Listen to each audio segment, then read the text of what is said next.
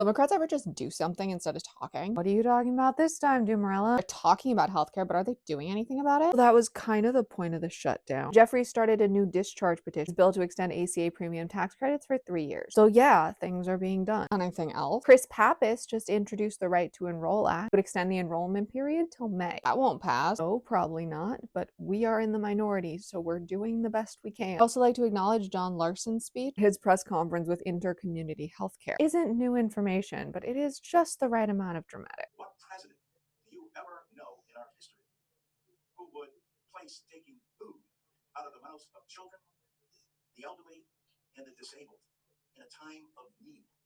What kind of human being, first, and what kind of leader would do this to the children of your country? Okay, that was pretty good. Yeah, when he nails it, he nails I it. assume that's from during the shutdown. I assume so, but I couldn't find the whole press conference, unfortunately. So, what else? Julie Johnson has a series called the DC Tidbit. It might not be the most important things going on in Congress, though she does have a lot of those videos too. But for the amount of people that don't seem to understand civics, I think it's a must watch. You know anything about the current Congress chaplain? They have one. I am here with our current chaplain, Reverend Hibbins, and she is the first woman to ever serve in this post and the first military officer. She's a retired rear admiral. They go into the history too. The first chaplain was during a time when they couldn't come to agreements in Congress. Well, that sounds familiar. Yeah. And while that doesn't exactly help understand congressional procedure, it certainly does go to understanding the House and Senate better, as do most of her tidbits like this. Okay, I guess. What else? Maxwell Frost is reminding those in Orlando, specifically City Council District 3, that there is a runoff. There are actually runoffs for the November 4th election all across the country. November 4th was not the last election in most places, and he's sharing his endorsement for this runoff. One of those districts, District 3, is going into a runoff because none of the candidates hit 50%